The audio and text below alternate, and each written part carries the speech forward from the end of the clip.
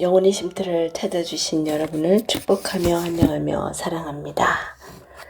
하영지 목사입니다. 잘 지내고 계시죠? 오늘의 시간은 하나님이 주신 시간입니다. 오늘도 말씀과 기도 안에서 하나님의 마음을 알고 또 내 마음을 하나님께서 챙겨주시는 그 시간 안에서 한나의 기도라는 제목으로 은혜 나누는 시간 되기를 원합니다. 사무엘상 1장 1절에서 2절 에브라임 산지 라마다임 소빔에 에브라임 사람 엘가나라 하는 사람이 있었으나 그는 여로함의 아들이요 엘리후의 손자요 도우의 정손이요 숲의 현손이더라. 그에게 두 아내가 있었으니 한 사람의 이름은 한나요 또 한 사람의 이름은 브닌나라. 이 브닌나에게는 자식이 있고 한나에게는 자식이 없었더라. 아멘.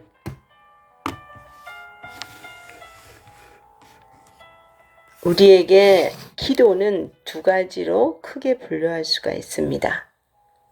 그 첫째는 일반적인 기도로 평범하게 하나님과 교통하며 하나님께 감사, 찬양을 드리고 또 일상생활 중에 수시로 하나님의 도움을 구하는 기도이죠. 수시로 무시로 구하는 기도. 두 번째 기도는 삶의 큰 위기를 당하여서 하나님께 응답받지 않으면 파탄에 이르게 될 상황에서 부르짖는 절대절명의 기도가 또 있습니다. 저는 이 시간 이 두 번째의 기도, 즉 정말 필요한 간구하는 기도, 위기 상황에서 드리는 기도에 관해서 말씀을 드리고자 합니다. 우리는 위기의 상황 때가 많죠. 그리고 간절히 기도를 구할 때가 많고 필요한 기도가 있고 내 목적과 목표에 따른 기도가 있죠. 이 한나의 기도는 이스라엘에 엘가나라는 사람이 있었어요. 이 사람에게는 한나와 브닌나 두 처가 있었습니다. 그런데 첫째 부인 한나는 자식을 낳지 못하고 두 번째 브닌나는 자녀를 많이 낳았죠. 한나는 브닌나에게 많은 조롱을 받습니다. 자식도 못 낳는 처지에 무슨 낯으로 여기에서 사는가.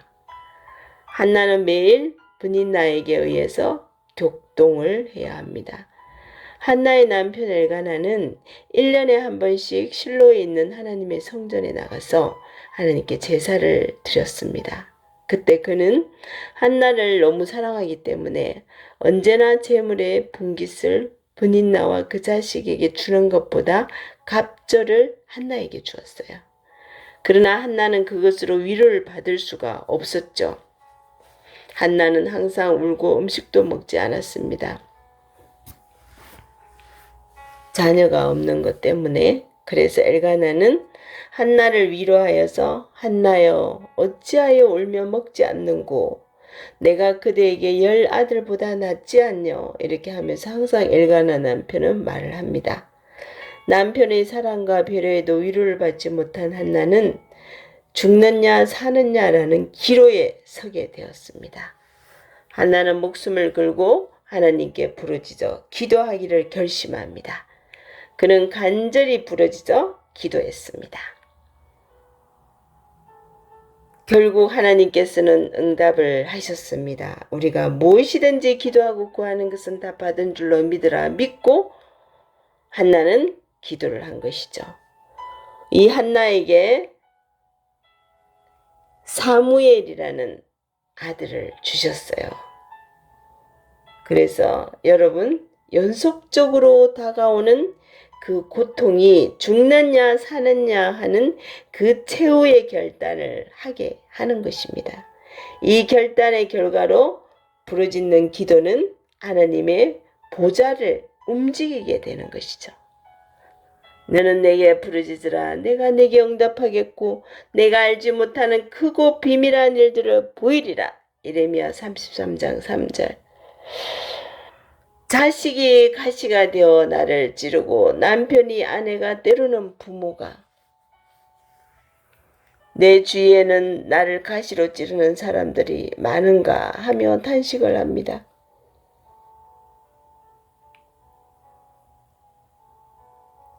이들이 악대가 되어서 물 먹여달라고 자꾸만 고함을 칩니다. 이러한 것이 계속 오래 될 때 우리의 마음은 지치고 번뇌스러워서 눈물이 앞을 가리며 어떤 결단을 내리게 되죠. 그 결단은 기도로 나타나는 것입니다. 하나님께 나아가 금식하거나 철야에서 목이 터져라 기도하면 문제의 해결을 얻으리라는 그 결론을 내리는 것입니다. 실은 우리가 이러한 비장한 각오와 결심을 하도록 하나님께서 인도해 주시는 것입니다. 그러므로 우리 영혼의 쉼터를 찾아오신 여러분, 우리는 아픔도 있고 정말 수술을 해야 되고 나의 절박한 가운데 나의 목숨이 생명이 얼마 남지 않았다는 소리를 듣고 했을 때 우리는 이런 모든 환경 가운데서 여러 고난의 가시가 찌르는 것은 하나님께 기도해야 할 때라는 것이라는 것을 알리는 것입니다. 이때 우리는 절대 절명의 결단 아래 기도해야 하고 이러한 기도는 마귀의 장벽을 무너뜨리고 하나님과 보좌를 흔드는 위대한 힘이 있는 기도입니다. 기도란 단호한 결단이 없이 응답이 와도 좋고 안 와도 좋고 이러한 생각으로 형식적으로 의식적으로 드리는 것이 아닙니다, 여러분. 하나님의 그 손길을 움직일 만큼 위대한 역사를 기대하여서 결사적으로 드려야 하는 것입니다.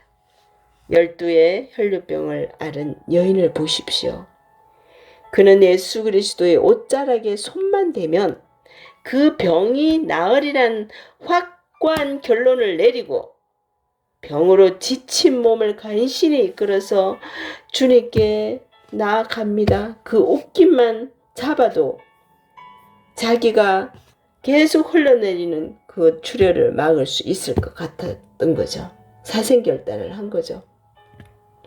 사력을 다해서 그리스도께 다가가 옷자락에 손을 대었습니다. 그러자마자 하나님의 능력이 임하여 12년간을 앓던 그 혈류병이 순식간에 나아버린 것입니다. 여러분, 기적은 일어납니다. 기도하면 됩니다. 많은 사람이 주님을 밀고 당기면서 손을 대었는데 어느 특정인을 찾으십니다. 자신에게 이미 능력이 나간 것을 아시는 우리 예수님께서 주위를 둘러보며 그 여인을 찾으시고 따라 내 믿음이 너를 구원하였구나 라고 말씀하십니다. 명장면이시죠, 그죠? 여러분, 우리가 한나와 같이 혈류병을 앓는 여인과 같이 절대 절명의 결단을 내리고 주님께 나와 기도하면 하나님께서는 능력을 나타내 보이십니다. 우리는 한나를 통해서 기도의 비결을 배웠는데 이를 시행하려면 다음과 같은 마음의 준비가 필요합니다. 자, 하나님과의 막힌 담을 흘러야 합니다. 우리는 지금 기도할 때 하나님과의 담이 막혀 있다면 그 기도가 올라가지 않는 것입니다. 우리는 이 세상에 살면서 죄악과 타협할 때가 너무 많죠. 우리에게 죄가 가득한 우리의 기도는 상달될 수 없는 것입니다. 먼저 우리 자신을 정결케 하고 회개하고 하나님께 나가서 간절한 기도를 드릴 수 있게 되는 것입니다. 여러분, 기도할 때 그냥 뭐 해주세요. 이 부분이 너무 힘들어요. 이루게 해주세요. 이렇게 기도하기 전에 먼저 내 자신을 정결하게 하고 회개할 것은 회개하고 내 안이, 내 성전, 이 몸, 이 성전 안이 깨끗해야 이 주님이 계셔야지 제 기도를 들어주는 것이잖아요. 근데 우리는 무수한 죄악들 속에서 그냥 계속 그냥 이 안에는 들어온 것이 가득한데 기도를 하면 올라가겠어요? 안 올라갑니다, 여러분. 그러므로 우리는 하나님의 그 계명 앞에 우리를 비춰보고 하나님의 계명을 어긴 죄가 있다면 모두 회개해야 합니다. 성경은 믿는 자들에게 이런 표적이 따르리니 너희가 내 이름으로 뱀을 잡으며 라고 말씀하십니다. 우리가 모르는 사이에 원수 마귀가 들어와서 꽈리를 들고 있으면 그 뱀들을 다 잡아내고 하나님 앞에 나가야 합니다. 회개와 자복을 통해서 감추인 죄악을 다 끌어내야 하는 것입니다. 이를 위해서는 하나님의 계명을 늘 마음속에 비추어 보아야 합니다. 그리고 반드시 주님 중심의 삶으로 돌아와야 합니다. 하나님은 내 앞에 다른 신을 두지 말라고 말씀합니다. 하나님께서는 다른 신을 섬기는 사람의 돈은 응답하지 않으십니다. 또 하나님의 이름을 망령되이 부르면 안 됩니다. 존귀하게 해야 합니다. 그리고 안식일을 거룩하게 지켜야 하죠. 주일을 거룩하게 지켜야 합니다. 내 부모를 공경해야 합니다. 부모님과 뜻이 맞지 않을 수 있겠으나 공경은 마땅히 해야 하는 것입니다. 얼마 전에 국민일보에서 이런 내용이 나왔습니다. 부모가 자녀에게 생활비 지급 청구 소송을 제기한 기사를 읽었는데 너무도 가슴 아픈 일이 아닐 수 없습니다. 자녀가 생활 능력이 전혀 없지 않는 한 이런 일은 있어서는 안 될 것입니다. 살인하지 말고 간음하지 말아야 합니다. 또 도둑질하지 말고 이웃을 거짓정은 하지 말아야 합니다. 이웃의 것을 탐내지도 말아야 합니다. 사람을 죽일 마음을 가지고서야 무슨 응답을 기대하겠으며 하나님의 성전인 이 몸을 더럽히면 어떻게 그 속에 성령님이 거하시며 역사하실 수 있겠습니까? 우리는 하나님의 형상과 모양대로 지음을 받고 구원받은 형제의 것을 도둑질하거나 형제를 모함하지 말아야 합니다. 이러한 심정은 하나님께서 미워하시니 어떻게 그 기도가 상달이 되겠습니까? 우리는 이웃이 잘 되기를 축복해주고 또 잘 되면 함께 기뻐하는 삶을 살아야 하는 것입니다. 이러므로 우리는 우리의 마음을 살펴보고 그 마음에 끓이끼는 것이 있으면 모두 다 청소해내야 합니다. 성경은 말씀하시기를 내 눈이 멀어 보지 못함이 아니요 귀가 둔하여 너의 기도를 듣지 못함이 아니며 내 손이 짧아 너희를 도와주지 못하는 것이 아니라 너와 나 사이에 죄악의 담이 가리워 있으므로 내가 너희 기도를 들을 수 없다. 분명히 성경에서 이렇게 말씀하셨습니다.